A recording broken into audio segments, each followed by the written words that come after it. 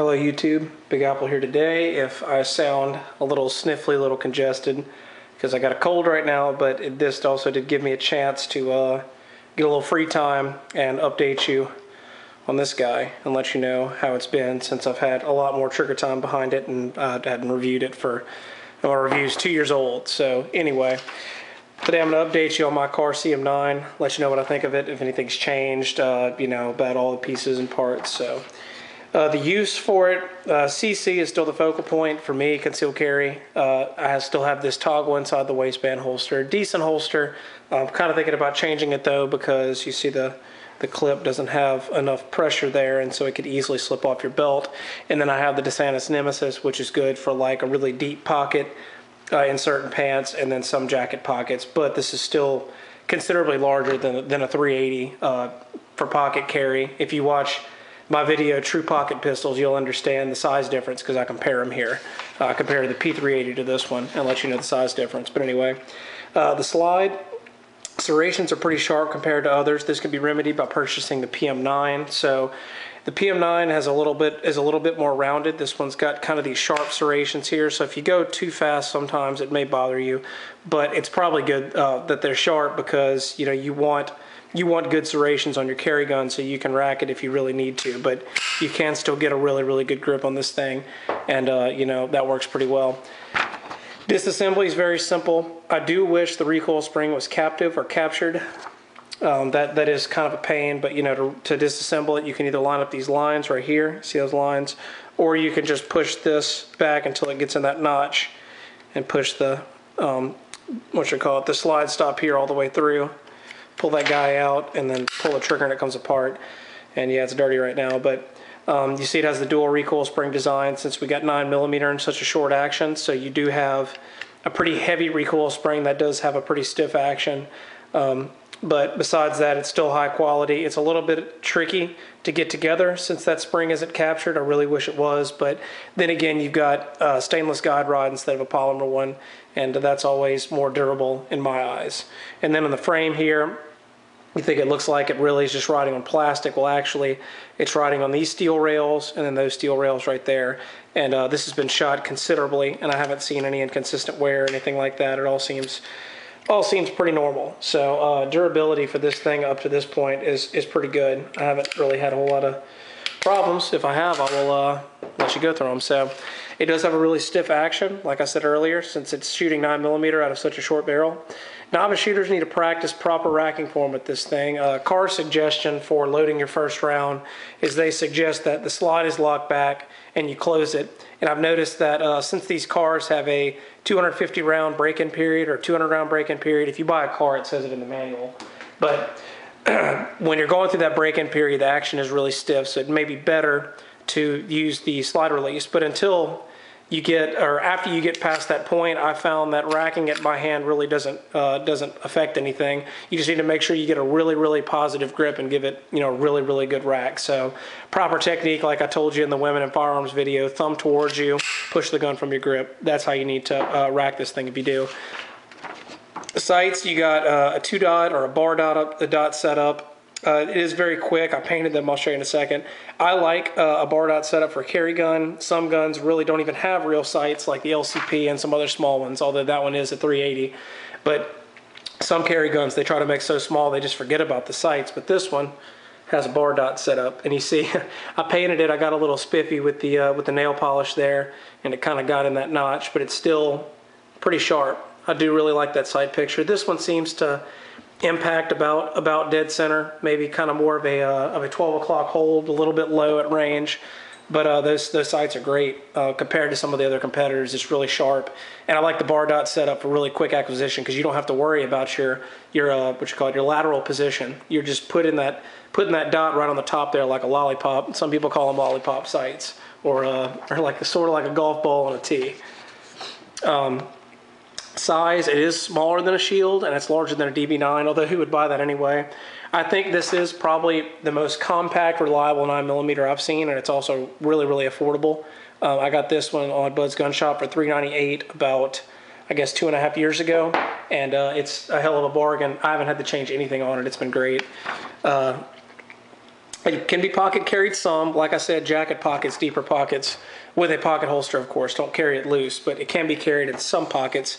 It's still considerably heavier than a pocket carried 380. So like I say in my true pocket pistols video, when you have this one with a thicker slide and more structure to be able to withstand 9mm, plus with heavier 9mm ammo, this is going to be considerably heavier than a 380. So it can be carried in some pockets. You're probably gonna need a belt if you do carry it in a pocket, or probably a really stiff jacket if you carry it in a jacket pocket. So so just keep that in mind. It does disappear in the waistband. Very, very slim design. I do really like that. Like I said, this is a decent holster. I think this is made for the MK9. It's by Tagwa, and it's been a pretty good holster for me. But what I don't like is there isn't a whole lot of tension on this little J clip here. So I'll probably eventually change that out. I may get another piece of Kydex for my white hat holster to put this in, but we'll see. So on the range, well, most of the Micro 9s, of most of them, this one's really pleasant to shoot. Low bore axis, smooth trigger, has a long travel, but the trigger is made of stainless steel. Quick shooting clip here. You see it's felt recoil really isn't that bad. Target transitions are pretty quick. The long trigger does sort of prevent me from shooting this too quickly. I don't have a whole lot of shooting footage here because I got my GoPro not that long ago, so this is really the only clip I have. But as you see, it is easily controllable, and you'll also notice that it doesn't necessarily lock back on the last round. Well, that's because I'm using my hand loads. I'm not using factory ammo. If I had been using factory ammo that's got a little more pop, it probably would have worked fine. So like I said about the trigger, it has a long travel, long reset. It's really like a double action revolver, but it is super smooth, and it's made of stainless steel, so it doesn't really need a trigger tab. So here I'll show you that it's empty. You see the trigger starts all the way up front here. You see there is a lot of travel. Some people have a hard time getting used to that. And then the reset is all the way back up front there. So it is like a double action revolver, except it is super smooth, and I really, really like that stainless steel trigger. I'm so glad that's not plastic, because when it's moving this far, when you have that much travel, you really don't want that trigger to flex, and this trigger doesn't flex at all. So that I think is a really good feature, since the since the trigger has such a long travel. It's got good sights, like I talked about earlier. I really like the bar dot. Good grip and grip angle. It's got the grip angle just like a 1911. If you're used to that, it's not the Glock one that's more pronounced. It's pretty easy to point and get on target. The grip is okay from the factory, but as you've seen, I put Talon grips on it. I don't know if I mentioned that in the original review, but the original stippling on the grip and all the little markings and stuff are pretty coarse, and it kind of starts to beat up the webbing of your hand after a little bit. But ever since I put these on here, these are the rubber texture. Ever since I put these Talon grips on here, they haven't budged, and they've made the gun a lot more shootable. So I'd also highly recommend those for anybody. The trigger guard can be a bit abrasive on your trigger finger after a while, and that is because when you're shooting a gun this small, you get kind of a quick little snap. So when you're doing this, you see my finger kind of goes low right there, so you may feel a little bit of wear right here, but that's normal for any tiny pistol. When I shot my friend's Kel-Tec PF9, it was a lot more pronounced than that one because this one has such a low bore axis. You see the the barrel's right here, bottom of my hand's here, very, very low bore axis, so you get more of a straight back push. I do really, really like that, and that was something Kahr really wanted to put in all their pistols, and they all kind of use the same action, same bore axis. So comparing to similarly sized Micro 9s, this one is the easiest to shoot. This excludes the slightly larger shield, an XDS9. I'm talking about at this size. Mostly the biggest competitor to this, I would say, is probably the the DB9 made by Diamondback, which I don't know if y'all watched reviews on that, have had very, very spotty reviews. And if you have one and you really like it, it's hard to hurt your feelings. But this one is really, really good. Low bore axis, straight push. I do really like that, and it's probably easiest to shoot. So the 8-round magazine is slightly less reliable than the others. I only carry it with the 6 and 7 anyway. The 6-round base plate moves slightly, so I mentioned this right here just for your, so you can notice. You see it kind of moves a little bit there. It won't just detach and fall completely apart, but that's just something to note. It kind of makes it stick out a little bit forward like that. You see, I guess it's still somewhat flush with the front of it, but that's just one thing to take notice of. So anyway, that one's good. The 7-rounders have been really good. The 8-rounder technically wasn't made for this gun. I kind of just wanted a range magazine that I could fit more ammo in. This is kind of my backup mag. I keep all these mags in the car whenever I'm carrying in my vehicle whenever I'm carrying this car, and that's my last backup magazine. So if I have to get that, I'm obviously in a really bad situation, and it kind of sucks. So I can rely on these three right here. This one not quite as much, but I don't really use that first anyway. So something to keep in mind. Accessories I recommend, Talon grips are must. Like I said, the grip is very abrasive from the factory, so you'll probably want to put some Talon grips on there and make it more shootable. A laser if you want one.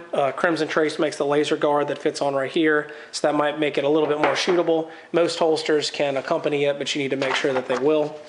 What do I load it with? Well, I was using Hornady Critical Duty, and I changed to Hornady Critical Defense because I watched some ballistic tests that showed the Critical Duty penetrate too much. So it is a 115 grain round, a little bit light for 9mm, but out of a barrel this short, the characteristics of a bullet expanding really change a lot, and Critical Duty is made for longer pistol barrels. So like out of a 4 or 5 inch barrel, it expands a lot better and hits a lot harder. But for these short barrels, Critical Defense is really good in 9mm.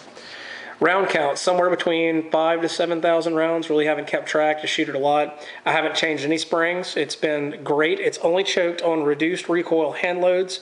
It's run all factory ammo 100%, and that includes hollow points.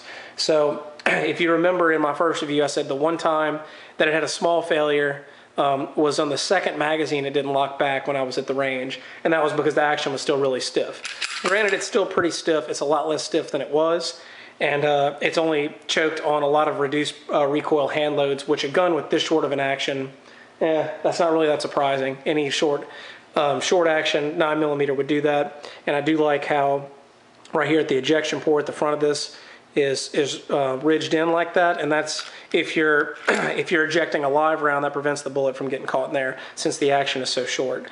It's just something I forgot to mention. But still highly recommended. I still think it's a fantastic handgun.